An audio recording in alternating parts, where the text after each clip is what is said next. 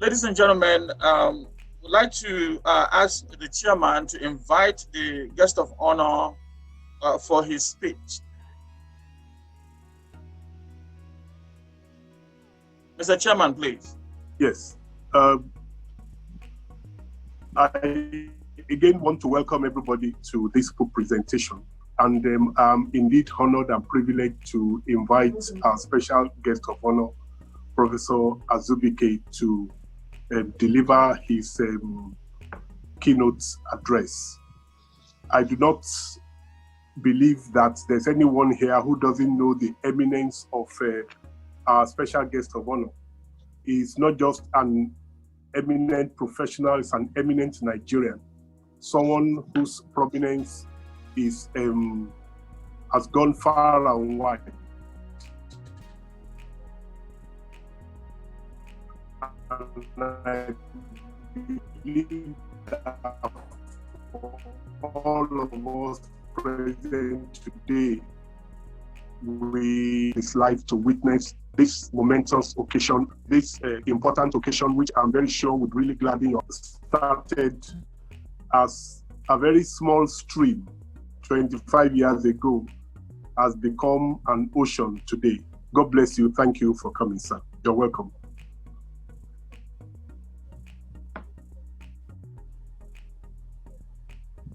Chairman, sir, special guest of honor, Professor Azubuike, Madi, ladies and gentlemen, we have all been listening to encomium from several people who have told us their contact with Professor Madi in the last 10 to 15 years. Since we are dealing with premature babies, we call them the tiny ones. I'll just summarize my little speech with a story titled Our Little Story Together. This has to do with the story of Professor Hippolyte Ahmadi and myself before he met most of you in his passionate drive to improve the life of the premature babies in Nigeria. I first came in contact with him in 1996 when I was head of department, University of Nigeria Teaching Hospital. And my hospital was preparing for re-accreditation of the postgraduate training by the National Postgraduate Medical College, of which I was a member. I see Professor Bott Antiobong from Calabar has said something today, which is true. I didn't know where to turn to because all our 12 incubators were bad. And I knew that without the incubators working, there was no way the hospital was going to get any reaccreditation. So in my desperation to beat the deadline, I came across a flyer announcing this small company in Owerri. And that company turned out to be Professor Hippolyte Ahmadi's company. And he alleged there, or he claimed there, that he had worked for University of Calabar Teaching Hospital. Excuse me. In putting their incubators in order. So I called Antiobong and confirmed that. And the next day I called Professor Hippolyte Ahmadi, and within 48 hours he was in Enugu. I just took him to the administration of the hospital and told them, well, you have got somebody who says he can do the work. And I think I have confidence in him, even though I don't know him.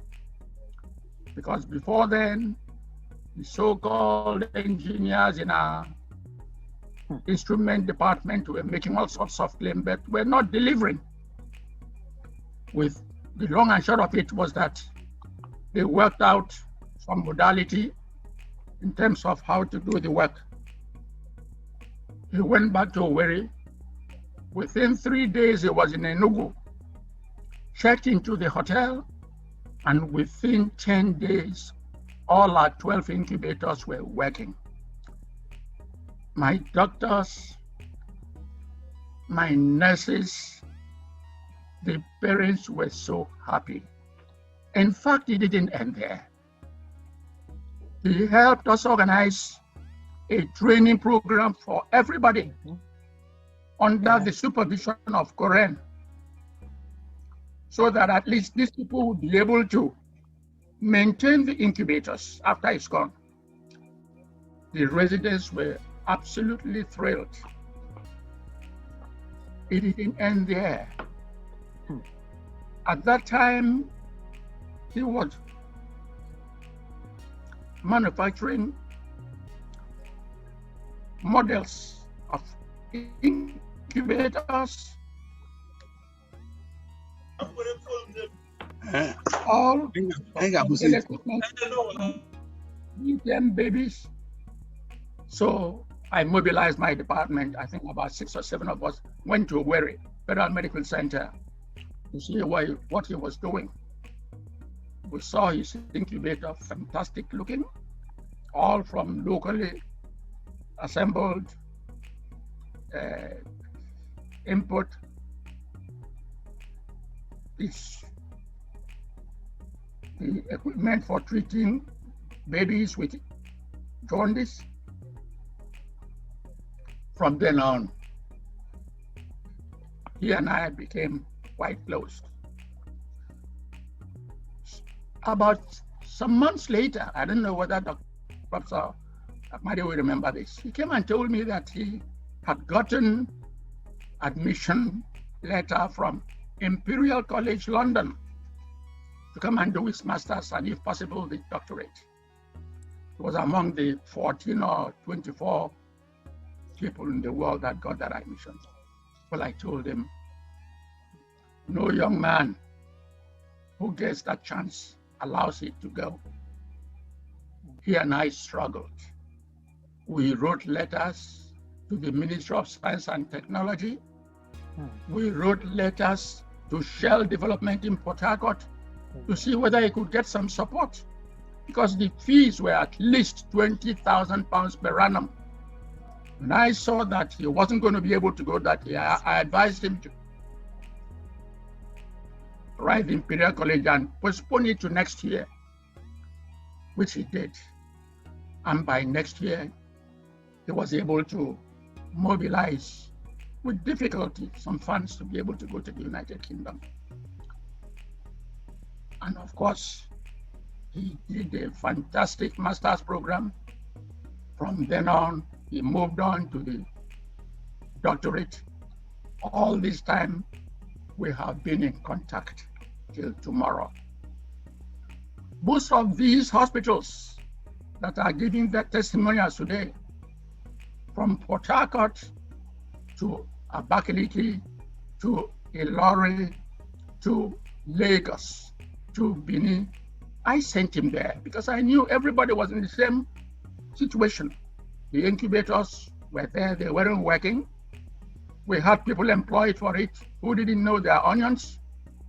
And the story of Professor Ahmadi's ability and passion is what you are seeing today. His drive, his passion for the Nigerian newborn. He's an engineer, instruments engineer, trained at Anambra State University of Technology in the 80s, when the place was a solid university. And in fact, people don't even know when he talks. He's presented papers. In fact, we wrote some papers together with Port Harcourt,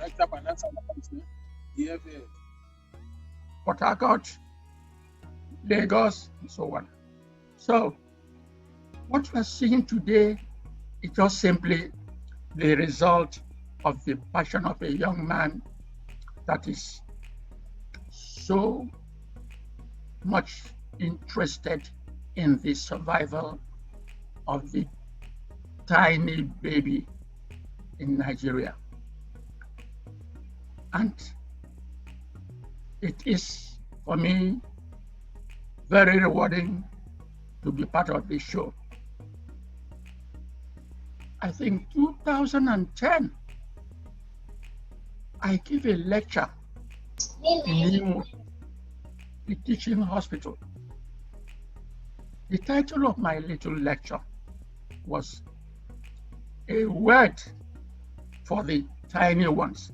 Because really, if this matter is not brought to the forefront, as Professor people like Ahmad is doing now, people don't even remember except those who've lost the babies.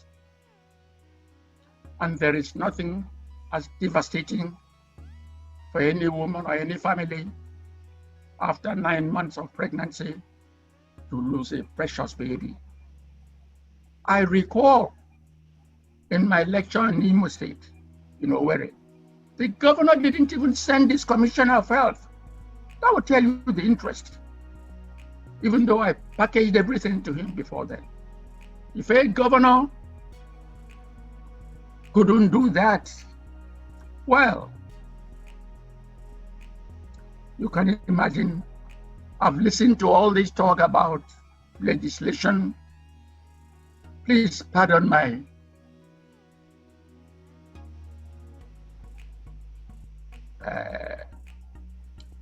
let those who can try, because I know that we have tried with all those, with the House of Assembly, with the Senate, with the Senate Committee Chairman and the House Committee Chairman on that. Yes, they listen to you, fine words they give you. It ends there. After 2 years or 3, the person changes his portfolio. The new one comes and nothing gets done. But I don't want to be so negative. I used to be as enthusiastic and passionate about small babies as Dr. Professor Amade is today.